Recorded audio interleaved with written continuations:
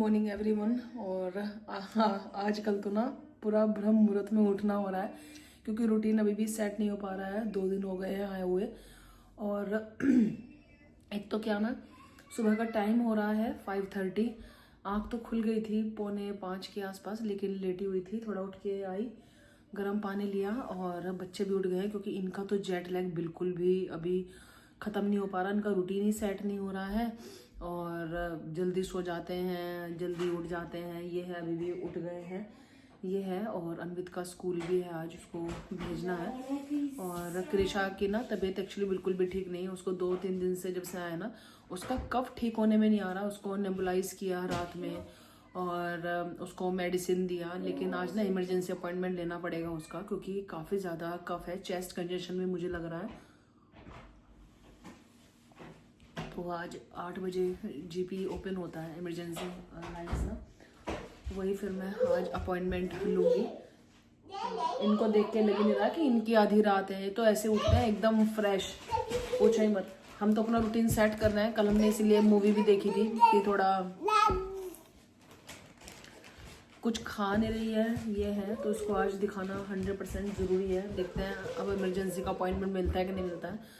मिल जाए तो अच्छा ही है। इसका डेंटिस्ट का अपॉइंटमेंट भी है। और एक तो लाइफ वैसे ही पेस पे नहीं आ रही है, ऊपर से टायरिंग भी हो रहा है। तो मैंने सोचा कि थोड़ा गर्म पानी इंजॉय करती हूँ। और डिनर इन लोगों ने किया नहीं था, जल्दी सो गए थे। मैंने भी नहीं किया था क्योंकि इच्छा ही नहीं हो रही, क्योंकि रूटीन सेट नहीं हो रहा। ब्रेकफास्ट जल्दी करेंगे क्योंकि इनको भूख लग रही है। तो अभी वही पानी पी के डिश वॉशर वगैरह एम्प्टी करूँगी। और फिर सोच रही हूँ कि ब्रेकफास्ट में ना ओट का उपमा बना दूँ और अनवित को मतलब वही कुछ दे दूँगी। फिर मैं ज़्यादा कुछ करने का मन भी नहीं हो रहा है।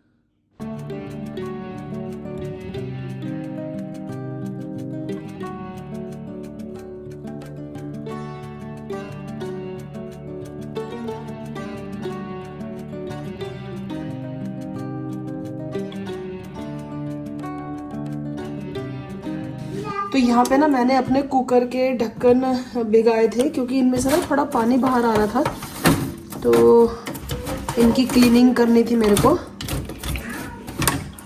सो यहाँ पे गर्म पानी में मैंने विनेगर ऐड किया था और क्लीनिंग सोडा ऐड किया था। और इनको हाफ एन आवर के करीब मैंने इनको सोक करके छोड़ दिया था। और सॉफ्ट ब्रश मैं यहाँ पे यूज़ कर रही हूँ क्योंकि कॉपर ब्रश भी है मेरे पास। तो ये मेरे बिल्कुल न्यू कुकर की लिड्स हैं, तो इसलिए मेरा यूज़ करने का मन नहीं हुआ।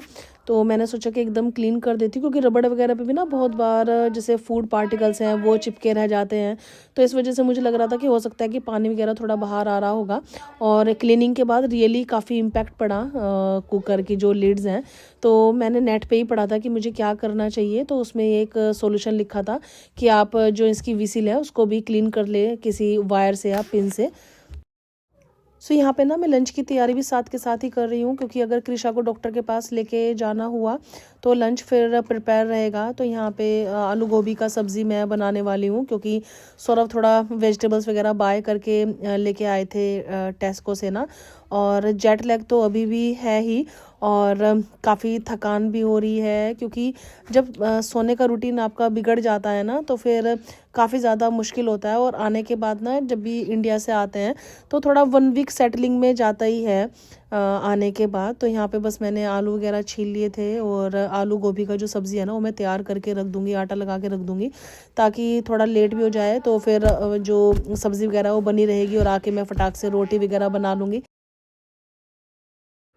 मैं जाने से पहले ना घी वगैरह मतलब ख़त्म करके ही गई थी क्योंकि आने के बाद ही सोचा था कि फ़्रेश बना लूँगी। तो यहाँ पे बस आज घी बनाने का काम भी मैं करूँगी क्योंकि घी वगैरह है नहीं। तो इसीलिए ये हम टेस्को से ही लेके आते हैं अनसॉल्टेड बटर, उसी का मैं घी बनाती हूँ।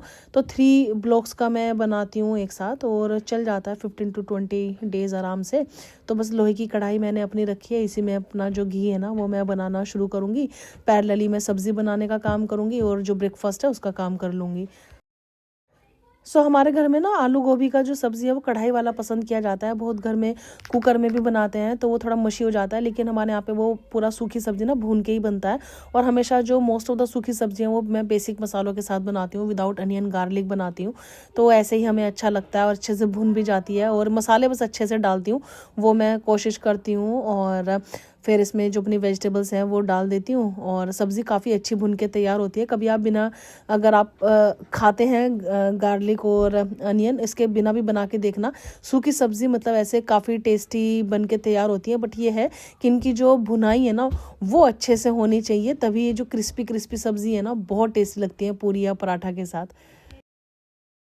सो बेसिकली जिन कामों में लॉन्ग समय रखना है वो मैंने कर दिया, जैसे बटर पैरेलली हो रहा है और सब्ज़ी हो रही है।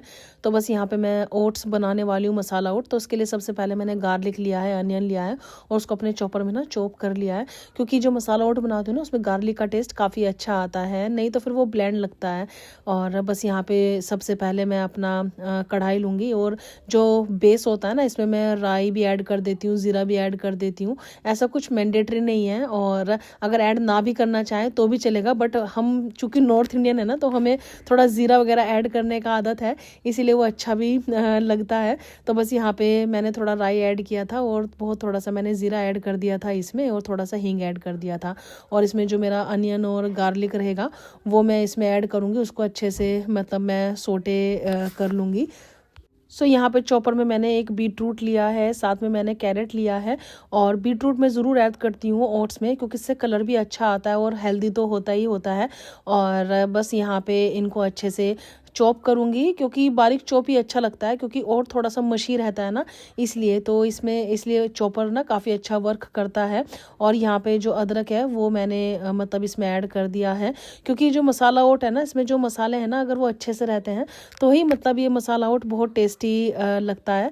तो बस यहाँ पे थोड़ा सा मैंने इसमें धनिया पाउडर ऐड किया, और बहुत थोड़ा सा मैंने इसमें हल्दी पाउडर और थोड़ा सा मिर्ची पाउडर ऐड किया, क्योंकि इसमें ना आगे चल के मैं मैगी मसाला ऐड करने वाली हूँ, क्योंकि उससे हम जब टेस्ट डालते हैं ना तो उससे टेस्ट बहुत ज़्यादा एनहांस होता है। और बस ये डालने के बाद मैंने इसमें ये ऐड कर दिया। बाद में मैंने इसमें टोमेटो भी ऐड किया था चॉप करते वक्त, तो वो भी ऐड कर दिया, क्योंकि टोमेटो तो ऐड करना मैंडेटरी है, वरना टेस्ट अच्छा नहीं आएगा।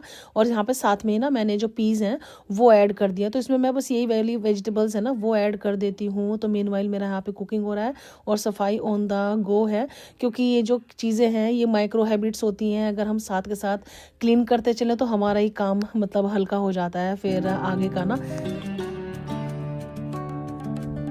सो यहाँ पे जो पीज़ है वो अच्छे से कुक हो गई, वेजिटेबल्स अच्छे से कुक हो गई। इसमें मैंने ना हॉट वाटर ऐड कर दिया है, और मैं हमेशा 4 गुना पानी ऐड करती हूँ, क्योंकि हमें ना थोड़ा सा सूपी पसंद है।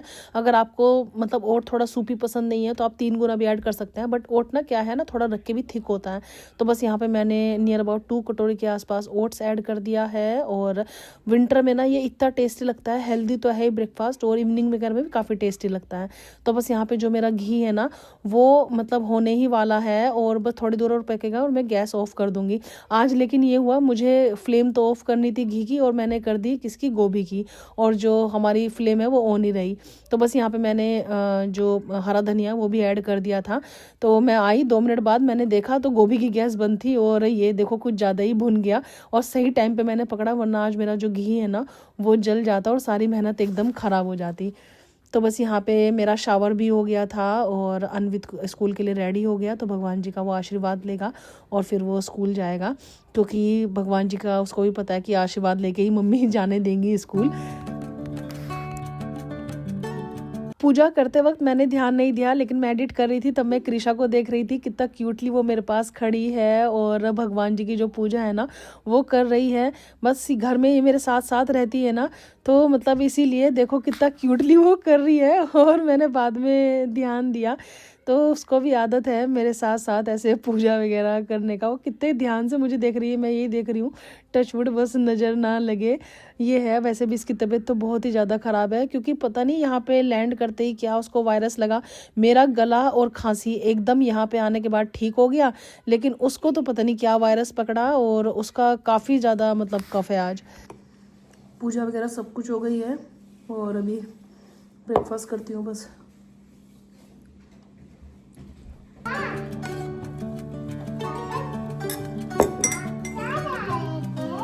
हम लोग निकल गए हैं डॉक्टर अपॉइंटमेंट के लिए, और पिछले 3 दिन में मेरा निकलना तो आज ही हुआ है घर के बाहर, और बारिश हो रही है बहुत ज़्यादा। जब से आई हूँ तब से घर के अंदर ही एकदम बंद हूँ। टेस्को भी सौरभ भी गए थे। हाँ। चलो जल्दी से, टेस्को भी सोना भी गए थे और वही सर्दी लग रही है। कहाँ पे इंडिया में मैं स्कूटर पे घूम रही थी अपनी फ्रेंड के साथ और कहाँ यहाँ पे देखो एकदम कैसी हालत हो गई, एकदम से पॉजिटिव से माइनस में आ गए वापस। पहले माइनस से पॉजिटिव में गए थे। हाँ क्या? आज तो फिर भी टेम्परेचर ठीक है। हाँ लेकिन मुझे तो ठंड लग रही है, तुम तो यूज्ड टू हो गए जा जाके बाहर।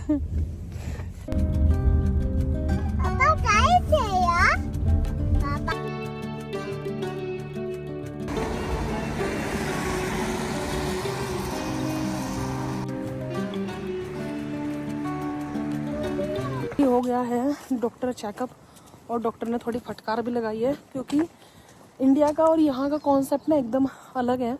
यहाँ के जो डॉक्टर्स हैं ना वो कभी भी नेबुलाइज़र रिकमेंड नहीं करते।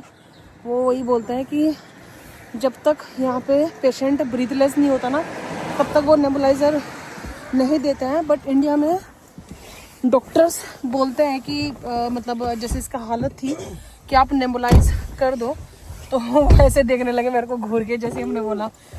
तो अब उन्होंने कफ सिरप भी नहीं दिया। इनफैक्ट मैंने उनको जो कफ सिरप बताया जो हम इंडिया में देते हैं, ही वॉज वेरी सरप्राइज कि हम लोग कफ सिरप तो देते नहीं है, कोई एंटीबायोटिक दी है, अब वो जाके लेनी है।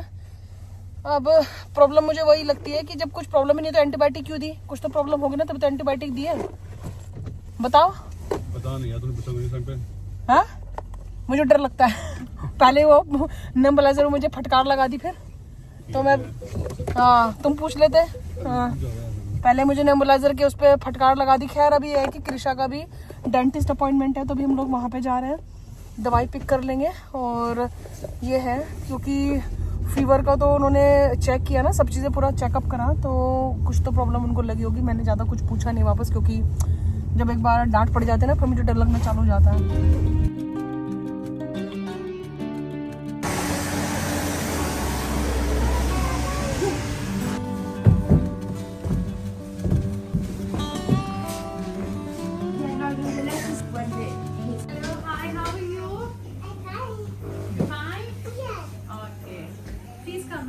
Please come.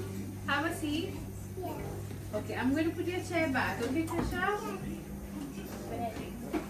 Let's have a look. Open your mouth. Once you will be good girl, then she will give you sticker. Princesses. Go go go go What's go your favourite go princess? go go go go.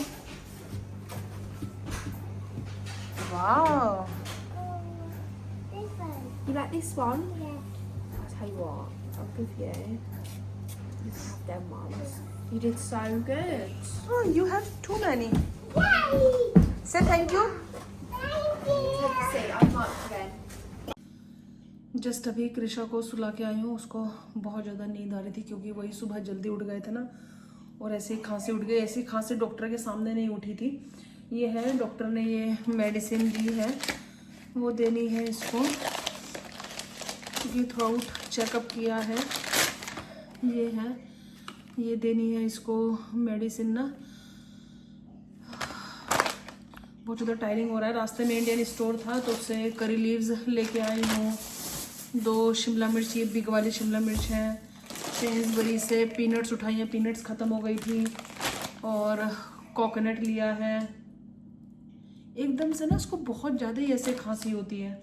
और ये हीना yogurt, ये ना basically जो Indian dishes होती है ना उसमें use होती है, ये है। और मुझे भी ना अभी टायरिंग फील हो रहा है क्योंकि जेट लैग जो है ना वो 1 वीक तक तो रहता ही है। और मुझे ना कुछ ज़्यादा ये लगता है क्योंकि क्या होता है जब हम यहाँ से जाते हैं ना तो डे ज़्यादा मिलता है तो वो मतलब उतना महसूस नहीं देता, बट यहाँ पे आता है तो वो डे मतलब ऐसे 5.5 आवर्स का डिफरेंस हो जाता है ना, तो इसीलिए नींद ना जल्दी आने लगती है और टाइम मिसमैच से ऐसे ही हो रहा है ना।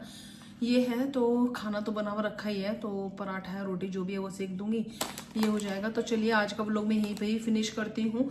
देखती हूँ कि कल से वाला व्लॉग मैंने शुरू किया था तो अब मंदिर क्लीनिंग वगैरह अगर व्लॉग बहुत ज़्यादा लंबा होगा ना तो मैं इसको 2 पार्ट में डिवाइड कर दूंगा, बैक टू बैक पोस्ट कर दूंगी क्योंकि एक व्लॉग में देखते देखते मज़ा भी नहीं आता, तो मैं देखूंगी। ये है तो चलिए जी, thank you so much for your blessings, for your wishes, जो भी आप मुझे देते हैं। और इस व्लॉग के बाद आप कृषा को भी देंगे ही। मैं कृषा को वापस देख लेती हूँ जाके और थोड़ा सा मैं भी रेस्ट करती हूँ। फिर मिलती हूँ आप लोगों से न्यू वीडियो के साथ। तब तक आप रखना अपना बहुत सारा ख्याल, और आप लोगों के शॉपिंग हॉल के लिए भी रिक्वेस्ट है। तो मैंने बस अभी सामान एक जगह रख दिया है, अगर आज टाइम लगेगा तो आज अपना जो शॉपिंग वीडियो है वो मैं शूट करूँगी, और क्योंकि काफ़ी सारी चीज़ें हैं दिखाने के लिए। तो ये है, तो चलिए फिर मैं मिलती हूँ आप लोगों से एक न्यू वीडियो के साथ। Bye bye, take care, bye bye.